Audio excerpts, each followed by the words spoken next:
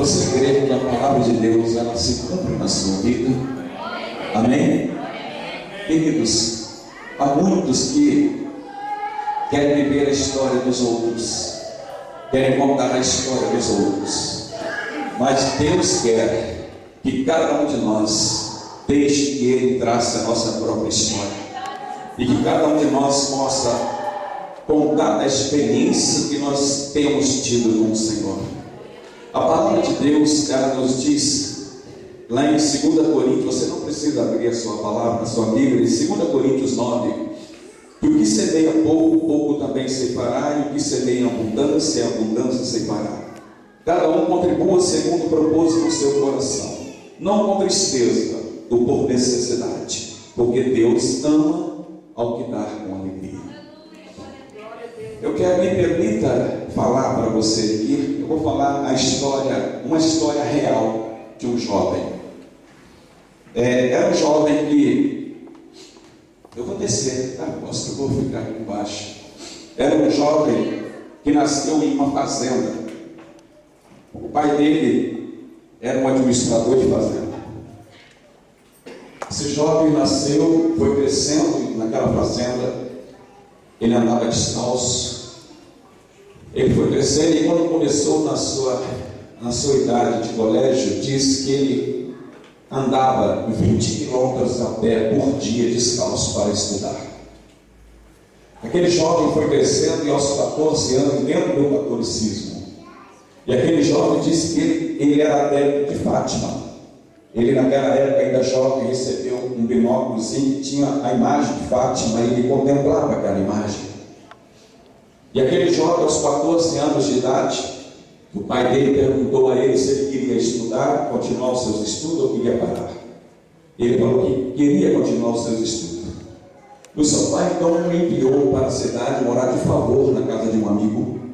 E ele foi.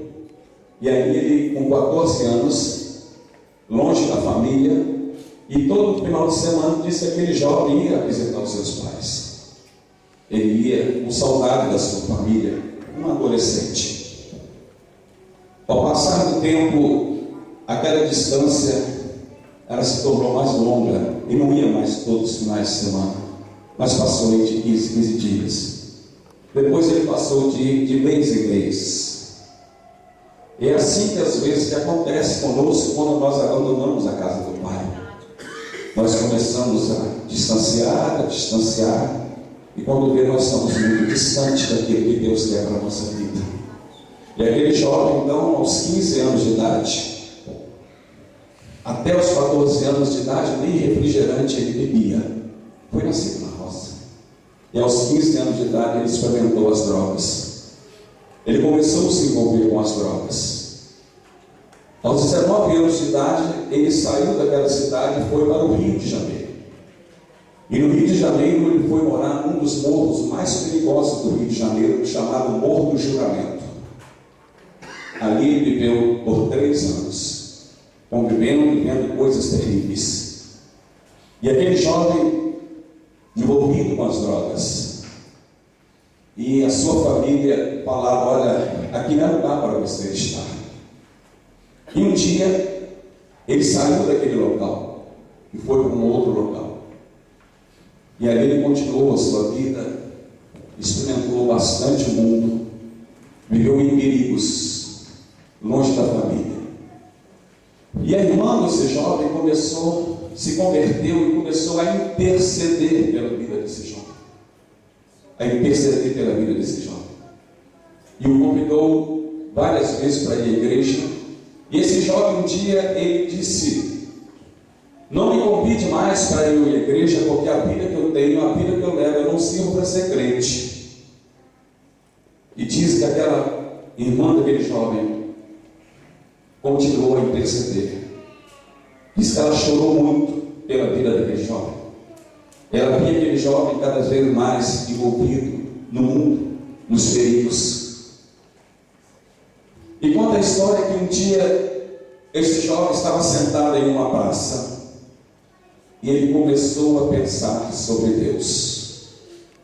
Ele começou a pensar na sorte que ele havia tido no mundo, por onde E ele então decidiu naquele dia procurar uma igreja evangélica. E aquele jovem começou a frequentar uma igreja evangélica. E aquele jovem, a história desse jovem, que todos os domingos pela manhã e à noite esse jovem estava na igreja. E esse jovem era faixa marrom de karatê, jogava futebol de campo na segunda divisão de Duque de Caxias. E 3 meses após ele estar frequentando a igreja, ele teve uma experiência extraordinária com Deus.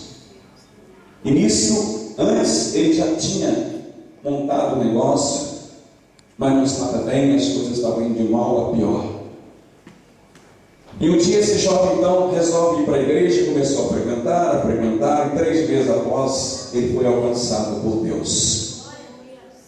Ele foi alcançado pela graça de Deus. Ele teve uma experiência extraordinária com Deus. Ele estava dentro de um ônibus, quando ele foi alcançado pelo poder do Espírito Santo de Deus. E dentro daquele ônibus, aquele jovem então disse para o Senhor: Senhor, a partir de hoje eu serei teu servo, eu viverei para te servir, para a honra e a glória do teu nome. E o Senhor então entrou de uma maneira extraordinária na vida daquele jovem. E a sua empresa estava já falindo. O seu sócio, ele tinha um sócio. Esse sócio, sabendo que as coisas estavam indo à falência, ele procurou vender a parte dele para esse jovem. E esse jovem inocentemente comprou a parte do seu sócio. Mas aquele rapaz se esqueceu que aquele jovem tinha Jesus na vida dele. Porque Jesus, para quem tem Jesus no coração, para quem é fiel a Jesus, não há crise. Para quem é fiel não há crise, não há problemas, não há derrota, porque o Deus que nós servimos é um Deus todo-poderoso, é o Senhor de toda a situação, é um Deus que toma e cuida dos nossos negócios. E a palavra de Deus diz que o Senhor cuida dos simples. Sabe o que é isso? É quando você está sendo iludido e enganado por alguém, o Senhor não permite que você sofra danos, porque Ele cuida da tua vida, querido.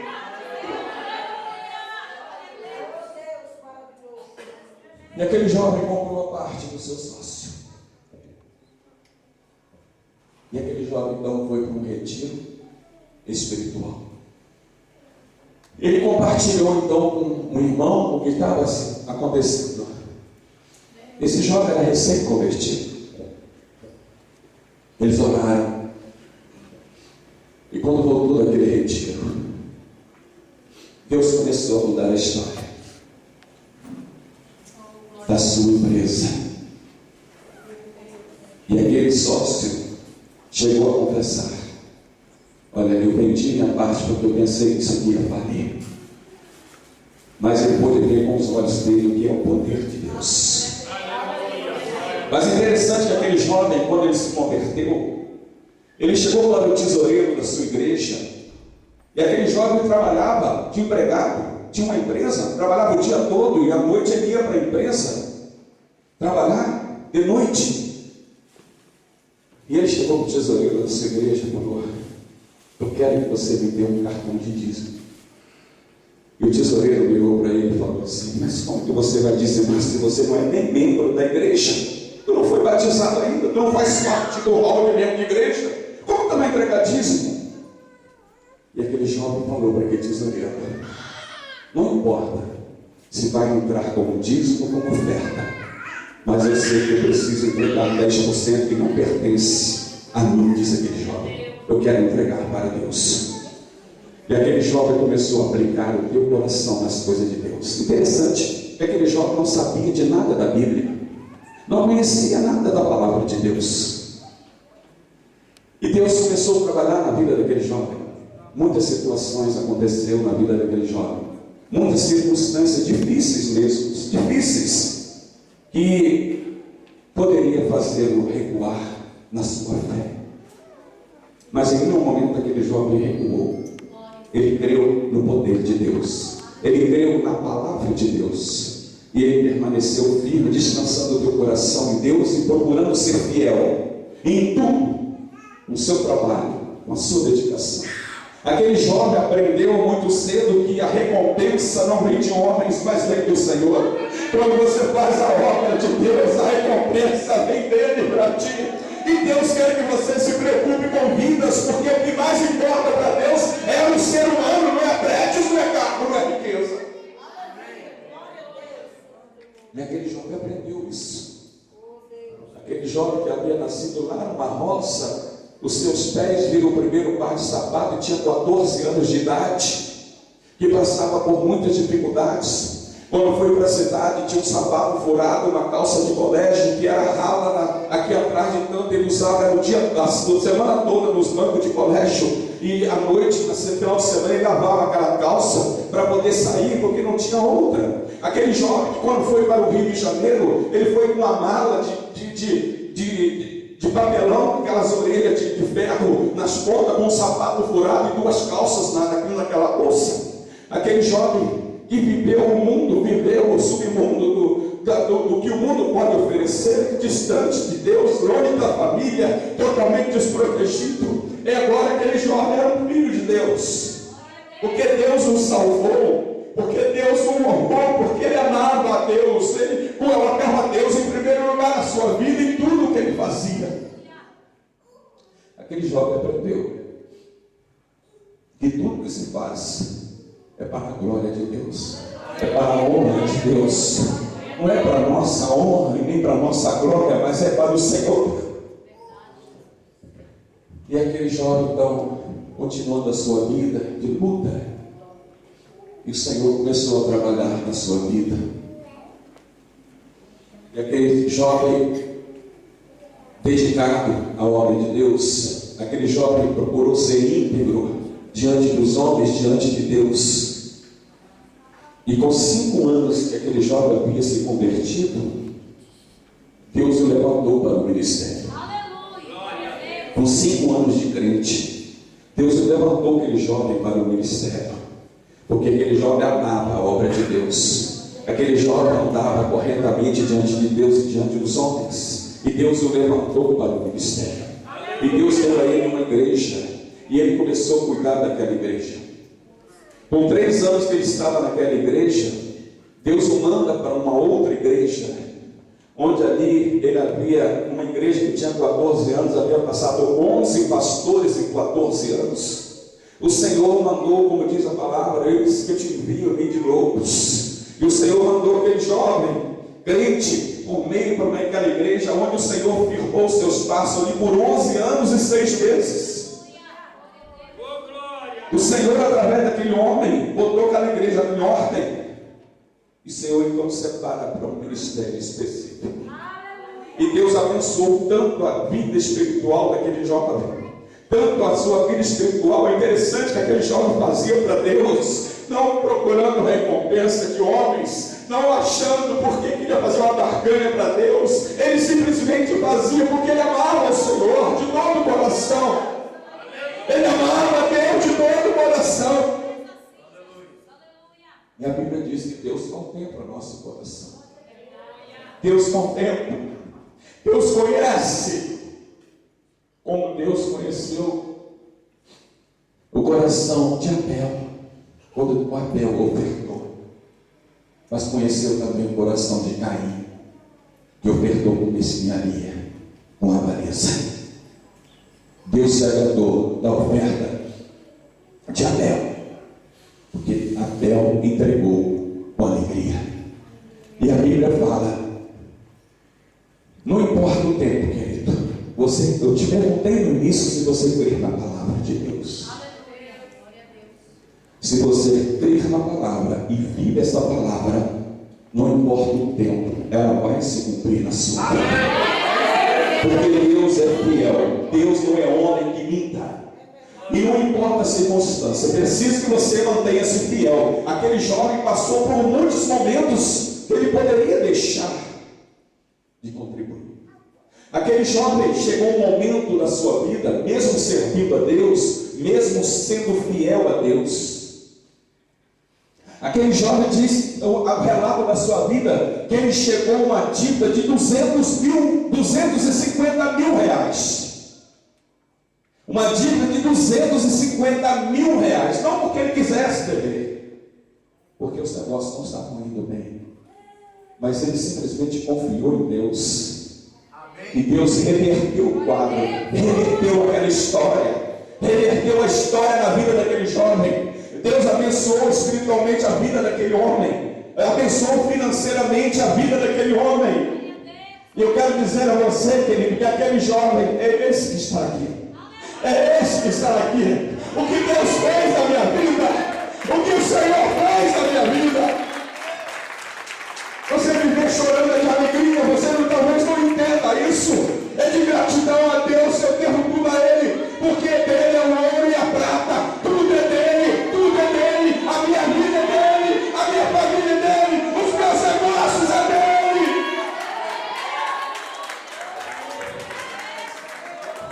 E até hoje eu amo a obra de Deus, porque Deus me deu a visão de reino, não deu a visão de uma igreja, me deu a visão de reino.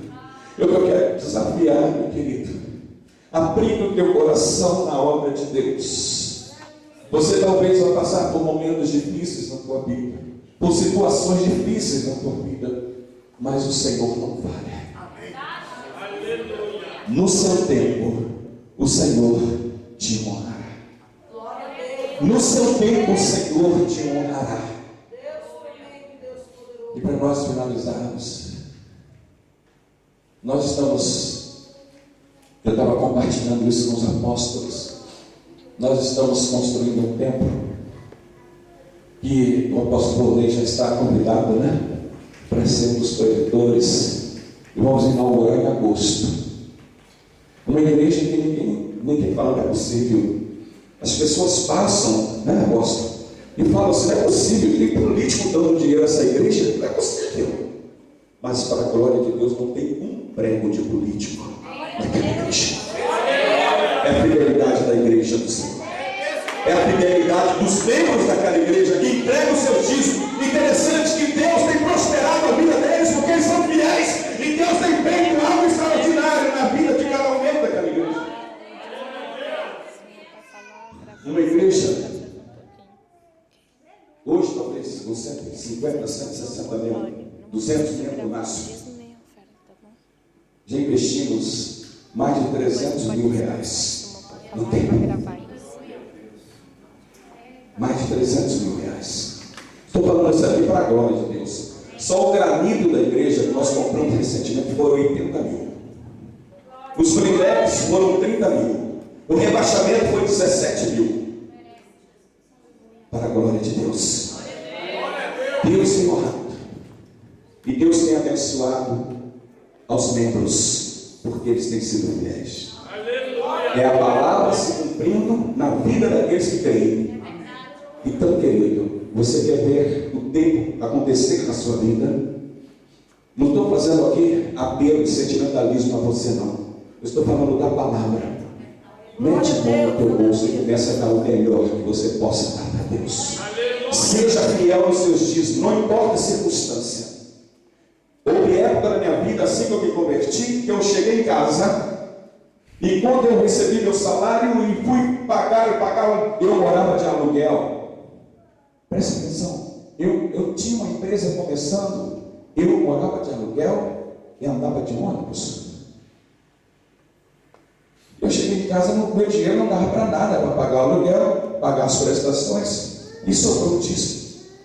E eu falei assim: eu vou usar esse dízimo e eu vou pegar um vale, semana que vem e repõe. O Senhor falou: esse não é teu.